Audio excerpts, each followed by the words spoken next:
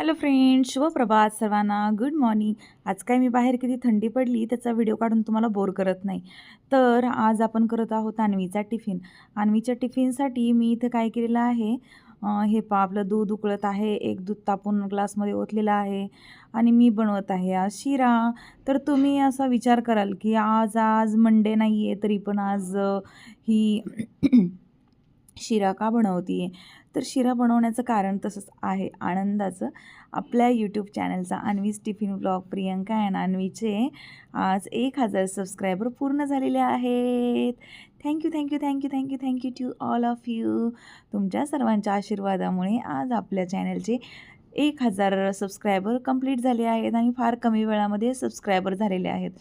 त्याबद्दल तुमच्या सर्वांचे मनःपूर्वक आभार. हे चॅनल आपल्या सर्वांचं आहे, हे काही माझ्या एकटीचं नाही आहे. आणि हे जे आहे ते तुमच्या सर्वांचे आशीर्वाद आहेत, त्याच्यामुळे लवकरच आपले 1K पूर्ण झालेले आहेत. त्याबद्दल तुमच्या सर्वांचे खरंच पुन्हा एकदा मनापासून आभार. तर त्यानिमित्ताने मी आज अन्वीला दिलं तर काहीतरी गोडधोड करावं, छोटीशी पार्टी म्हणून मी आज केला शिरा. तर अन्वीच्या टिफिनला मी अशा प्रकारे शिरा दिलेला आहे. आणि अन्वीच्या पप्पांच्या ऑफिसमधून ना अजमेरवरून डायरेक्ट राजस्थानवरून मिठाई आलेली आहे, स्वीट्स.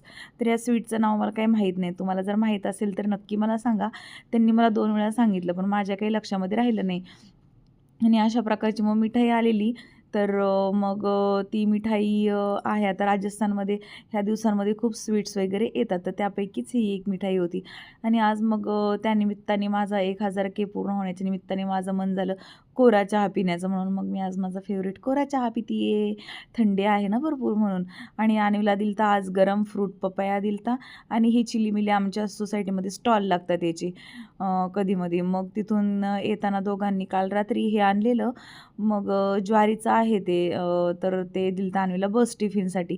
मग अन्वीला दिलती स्ट्रॉबेरी, पपया, शिरा आणि त्याच्यानंतर राजस्थानचे ते स्वीट्स. आणि हे आहे ज्वारीच्या मुठिया. आणि आपल्या लाँग व्हिडिओवरती मी ना फ्रीजची टूर दिलेली आहे. त्याचा लाँग व्हिडिओ तुम्ही नक्की जाऊन पहा आणि कसा वाटतो फ्रीजचं स्टोरेज वगैरे ते मला सांगा. आता पहा आमच्या मिनी गार्डनमध्ये किती सुंदर असं हे आलेलं आहे, फ्लावर आलेलं आहे गुलाबाचं. या फुलांचं ना खरंच मला समजत नाही काय यांचा मॅटर आहे नक्की. कधी यांना गुलाबी फुलं येतात, कधी यांना चॉकलेटी फुलं येतात, कधी यांना ऑरेंज फुलं येतात. यांचं मिक्सअप झाले जसं आपल्या ह्याच्यामध्ये वातावरणामध्ये भेसळ झाली ना, तशी या झाडांमध्ये पण आजकाल भेसळ पाहायला मिळते. त्यांचं पण काहीतरी वेगळंच चालू आहे. धन्यवाद. कसा वाटला व्लॉग? Stay tuned.